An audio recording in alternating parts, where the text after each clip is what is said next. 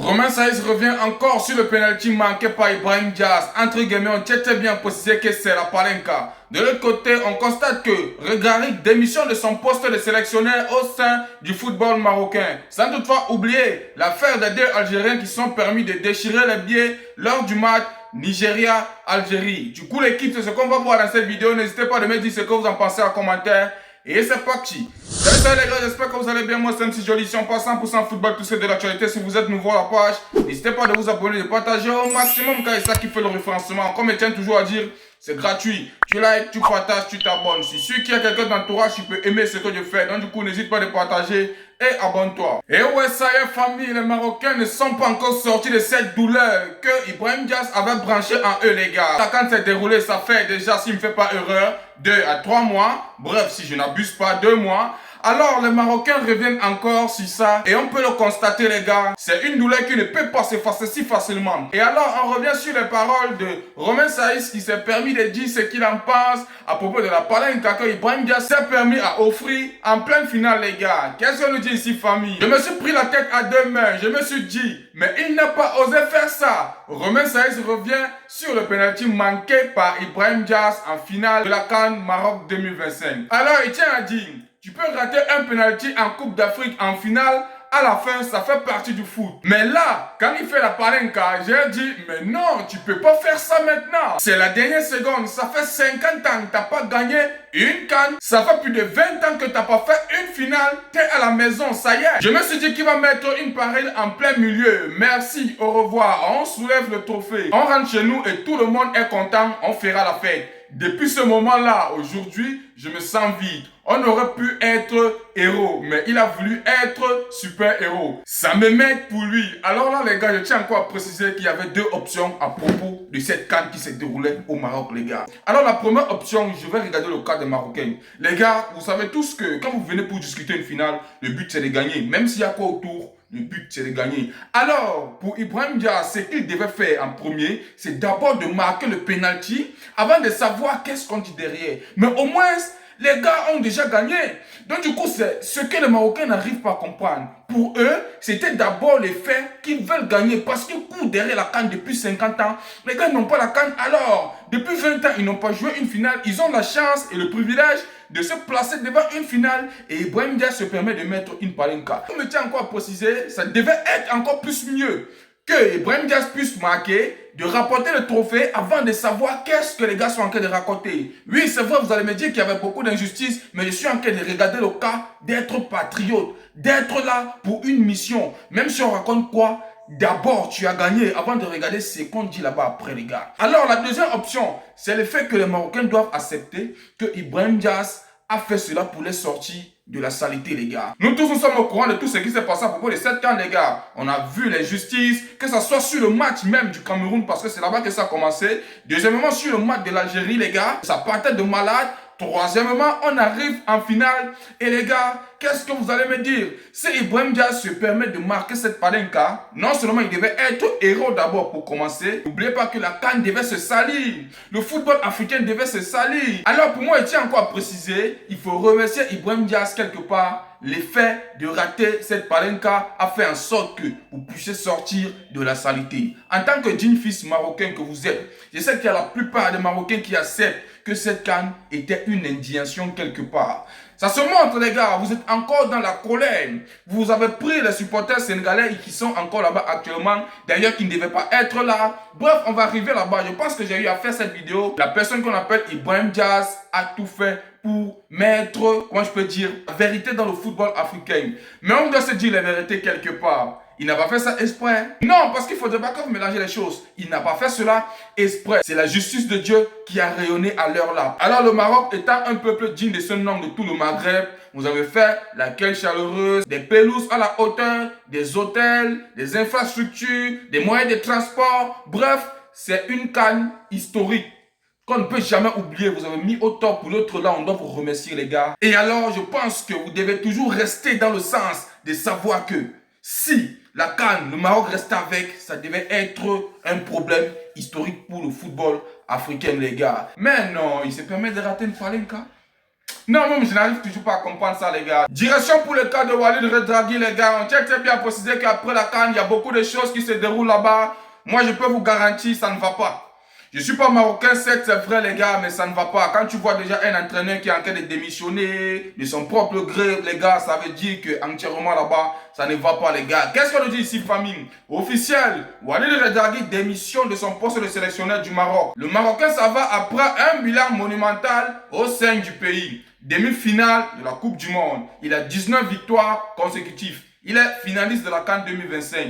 Meilleur entraîneur africain 2023. Et il a seulement 5 défaites. Alors, une finale de Coupe d'Afrique des Nations perdue qui aurait été la série sur le gâteau. Et alors, sans doute pas tarder, Mohamed Diaby devient le nouveau sélectionneur du football marocain, les gars. Ouais, c'est chaud.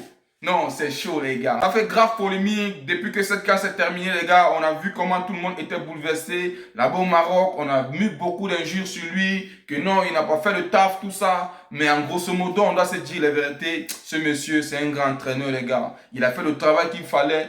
Les gars peut-être vont dire que non, il n'a pas le sang-froid d'un Marocain plein temps parce qu'il n'a pas grandi au Maroc. Il a les gènes d'un Français, tout ça. L'un de tout ça, les gars. Revenons à la raison et de savoir que ce monsieur qu'on appelle Walid Regragui, c'est un grand entraîneur, les gars. Parce qu'il a tout fait pour amener son équipe jusqu'à la fin. Même s'il y avait l'injustice, enlevons ça, les gars. Le Maroc est une très grande nation du football. Avec la pensée et la vision que ce monsieur avait, je pense qu'il mérite mieux que ça. Alors, si on tient à préciser qu'il quitte, c'est parce qu'il y a beaucoup de choses qui se déroulent actuellement là-bas. Parce que ça, il a parvenu sur les réseaux sociaux. Là où il était dans un restaurant, si je ne me fais pas erreur, à Tanger, entre Tanger, Marrakech ou bien Rabat, là où il n'a pas manqué d'être victime des injures. Et alors, les gars, je tiens à vous dire ceci. Ce monsieur, si vous avez perdu la CAN, c'est pas lui. Parce qu'il a fait tout son travail. C'est pas ce monsieur qui a sifflé dans l'oreille de Brahim Diaz pour qu'il parte faire une palenka, les gars. C'est pas ce monsieur qui a poussé Brahim Diaz d'aller faire une palenka. Je pense quelque part que les joueurs doivent prendre leurs responsabilités. Tellement Ibrahim Diaz s'est dit que non, il est devant un Mendy qui est un grand gardien, s'il se permet de faire une palenka encore plus pire dans une finale de la CAN et qu'il réussit à marquer, les gars, il devait être un héros. Non, il devait souiller Mendy dans tous les sens. Est-ce que vous imaginez les fleurs qu'il devait porter? Est-ce que vous imaginez où il devait arriver, le degré de sommet qu'il devait toucher? Mais malheureusement, ça ne s'est pas passé comme ça. Les gars, il y a des situations où tu ne dois pas te permettre de faire certaines choses. Il y a des situations où, quand toi-même tu te regardes, tu dis ici, il faut le sérieux. Il y a certaines choses que tu ne dois pas faire. Tu n'es pas en club, tu es en nation. Les gars, et on connaît à quel point la nation a l'impact. Quand tu aimes ton pays et que tu sais très bien que ton pays a galéré pour être là, ce que tu dois fournir, c'est le maximum, pas le minimum. Lui, il a fait à ça, à la suffisance, les gars. Il voulait souiller et alors ça n'a pas manqué. Et ça a mis beaucoup de bordel dans le football marocain actuellement. On tient à préciser qu'il y a la CAN féminine qui est en train d'arriver. Les Marocains sont en train de refuser, qu'ils ne veulent pas recevoir. Et actuellement, il y a encore 18 supporters qui se retrouvent au Maroc. Alors tout ce que je peux dire, c'est que le gros travail que ce monsieur a abattu jusqu'ici, on espère qu'il va trouver un pays ou bien un club qui pourra ouvrir les portes afin qu'il puisse continuer à exercer son travail, les gars. Parce que lui, là, c'est un grand entraîneur. Entraîner le Maroc, permettre à ce qu'une équipe africaine puisse arriver en Coupe du Monde, là où il est allé là. Non, c'est pas du gâteau. Non, les gars, c'est pas du voir bébé, hein. C'est du travail acharné. Du coup, je tiens à préciser, le Maroc est une grande nation du football. Ils doivent laisser cette affaire de CAN qui s'est passée, de se concentrer sur le futur et de savoir qu'ils peuvent faire quelque chose de mieux. Il y a le mondial qui est en train de venir. Je pense que s'ils partent là-bas, ils peuvent faire quelque chose de différent. Très grande nation du football, je tiens à préciser. Mais les gars, vous savez tous qu'il y a une justice de Dieu. Ce qui est dans l'injustice finira toujours à tomber là où il y a la justice, les gars. Et c'est ce qui s'est déroulé. Il faut juste accepter les faits et de continuer. Donc du coup, gros respect pour Walid Regragui. J'espère qu'il va reprendre ses forces et d'être vraiment important pour le football africain. Et sans toutefois oublier l'Algérie, les gars, vous étiez tous au courant sur le match Algérie-Nigeria. Il y a eu beaucoup de bordels qui sont déroulés, je peux vous préciser très bien.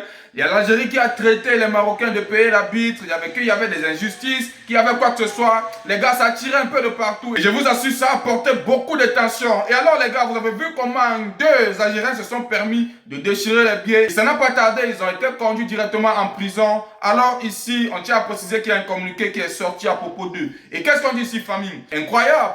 La cour d'appel de Marrakech réduit la peine de deux Algériens qui ont insulté le drapeau marocain et déchiré des billets de monnaie nationale au grand stade pendant la CAN. Bilal Kanouche passe de 8 à 5 mois. Adam Sadrachi de 6 à 2 mois. Alors les gars se posent la question à savoir que mais qu'est-ce qui se passe? On tient à préciser. Ces individus ont filmé leur geste lamentable de la défaite 2-0 l'Algérie contre le Nigeria. Déchiré des dirhams pour insinuer que la bite était corrompue. Un manque de respect flagrant envers le pays hôte qui a organisé une CAN exemplaire, sécurisé et accueillant. Non, pour l'autre là, ils ont raison les gars. Le Maroc a mis l'accueil dans cette CAN. Tout le monde était très bien accueilli les gars. Il n'y a rien à dire. Non, on doit enlever le côté négatif, bien dire quoi que ce soit, des blablabla les gars, en temps réel. Nous tous, nous sommes conscients ici. Moi, j'ai regardé le match du Cameroun, j'ai regardé le match de la Côte d'Ivoire. J'étais au Maroc, je me suis dépêché, je suis allé au Maroc. J'ai regardé ces matchs-là. J'ai regardé ces matchs-là avant de rentrer les gars. Donc du coup, l'accueil était chaleureuse, tout était au prime. Il est inadmissible que toi, tu viennes dans le pays de quelqu'un, tu te permets de déchirer les pieds. C'est insulter ce pays. Pour moi, c'est un manque de respect inoubliable.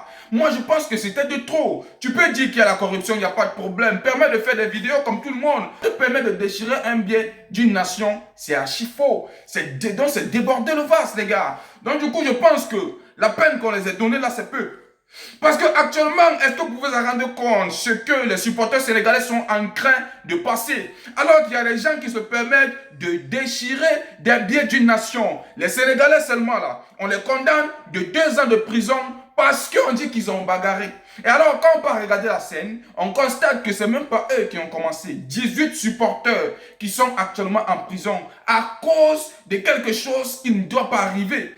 Alors, regardez les individus algériens, sans toutefois heurter les gars, on doit marcher dans la discipline qui se permet de déchirer des dirhams des Marocains.